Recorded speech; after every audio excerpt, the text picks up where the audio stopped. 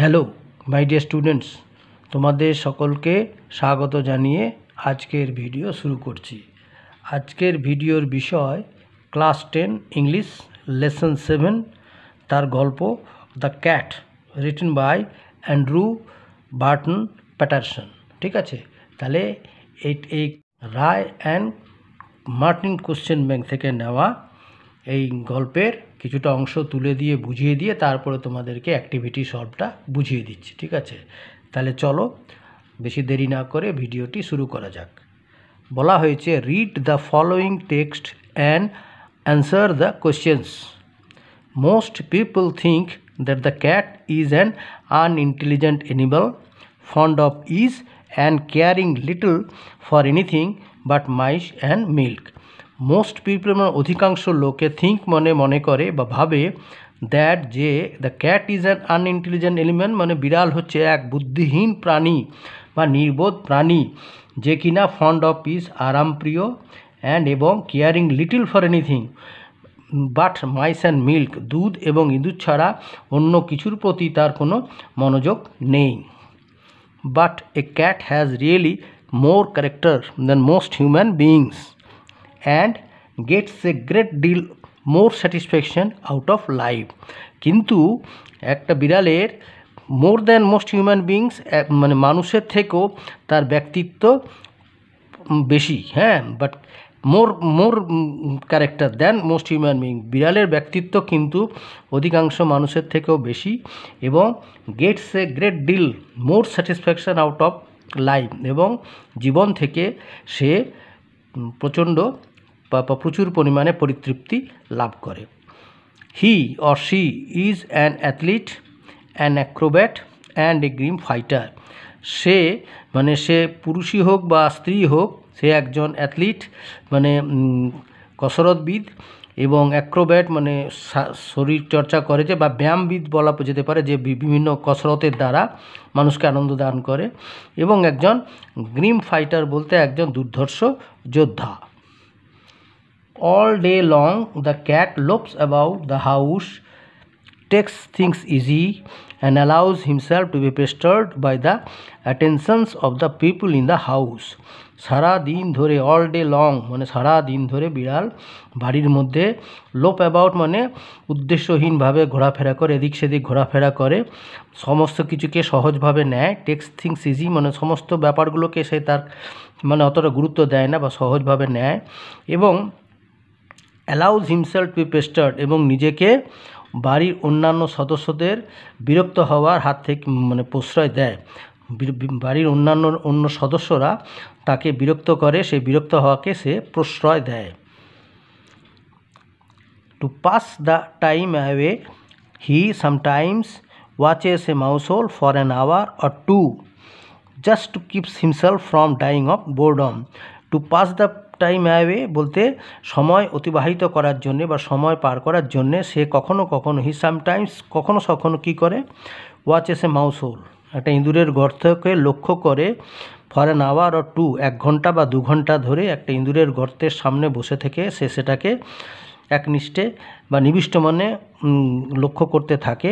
কী জন্যে না, just to keep himself from dying of boredom, নিজেকে একঘেয়েমির থেকে বা হাত থেকে বাঁচবার জন্যে সে এই কাজটা করে থাকে। People get this idea that this sort of thing is all that holds life for a cat. মানুষ এই ধারণাটাই পায় বা তাদের মনে এই ধারণাটাই জন্মায় যে এই জিনিসগুলোই হচ্ছে একটা বিড়ালের জীবনের ঘটনা বা এগুলো নিয়ে একটা বিড়ালের জীবন। But watch him as the sets of evening fall, কিন্তু যখনই সন্ধ্যের আঁধার ঘনিয়ে আসে বা সন্ধ্যের আঁধার পড়ে, তখনই তুমি লক্ষ্য করতে ওয়ান ক্যান বা you can see the cat as he really is, তখনই তুমি দেখতে পাবে যে প্রকৃত বিড়ালের স্বভাব বা তার যে প্রকৃতিটা কী, সেটা একমাত্র সন্ধ্যের অন্ধকার নামার পরেই যে কেউ এটা বুঝতে পারে। ঠিক আছে, এইখানে class 10 English lesson 7 the cat, written by Andrew Barton Patterson. Tick the correct alternative to complete the following sentences. A number 1. Most people think that the cat is A অথবা N দিয়ে ড্যাশ অ্যানিম্যাল, তাহলে এখানে হবে কি এ ডাল animal, এইখানে আনইন্টেলিজেন্টটা দেওয়া নেই, ইন্টেলিজেন্ট মানে বুদ্ধিমান আর ডাল মানে নির্বোধ, তাহলে এখানে হবে ইজ এ ডাল অ্যানিম্যাল। নাম্বার 2-এর দাগের বলা হয়েছে দ্য ক্যাট লাইকস, 4টি অপশন আছে কি কি, mice and bread, milk and mice, apple and biscuit, আর number D a biscuit and tea. তাহলে আমরা জানি বিড়াল পছন্দ করে কি কি, দুধ এবং ইঁদুর, তাহলে আনসার হলো বি, মিল্ক অ্যান্ড মাইস। আর তারপরেরটা নাম্বার 3 বলা হয়েছে out of life the cat gets satisfaction, dissatisfaction, sorrow, আর ডিএট হচ্ছে নাথিং, তাহলে আনসার হবে স্যাটিসফ্যাকশন, পরিতৃপ্তি বা সন্তুষ্টি। আচ্ছা, নাম্বার 4-এ the author of the given extract is, এখানে 4জন লেখকের নাম দেওয়া আছে, এখানে ক্যাটের গল্পটির লেখক হচ্ছে অ্যান্ড্রু বার্টন প্যাটারসন, ঠিক আছে।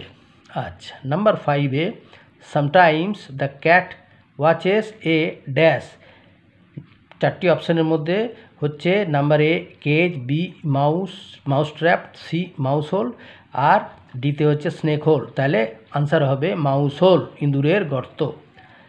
Number complete the following sentences with information from the text, B এর 1-এর দাগে বলা হয়েছে all day long the cat lopes about the house to be, এবারে শূন্যস্থানটা পূরণ করেছি, to B pestered by the attention of the people in the house.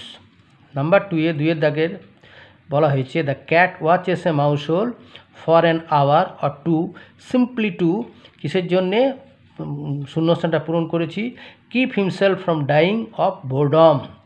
Number 3-তে বলা হচ্ছে when one watches a cat after the fall of evening he may see, এবার শূন্যস্থান হচ্ছে see the cat as he really is. Number 4-এ the cat is a অথবা an, শূন্যস্থানে কী হবে, athlete, an Acrobat, an A grim fighter. আচ্ছা, এবারে answer the following questions, what is the popular perception regarding the cat, মানে মানুষের যে জনপ্রিয় যে তার যে ধারণা বিড়াল সম্বন্ধে সেটা কি।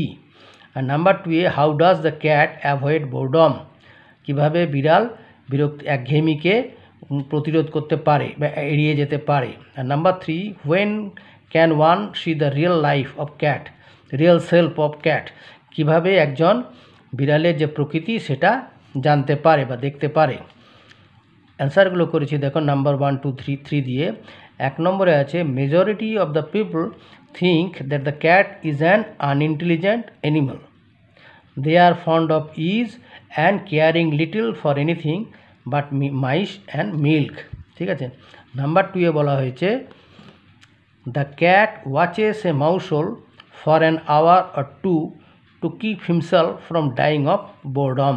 নাম্বার 3-এর অ্যান্সার হলো as the shades of evening fall one can see the cat in his real self, ঠিক আছে।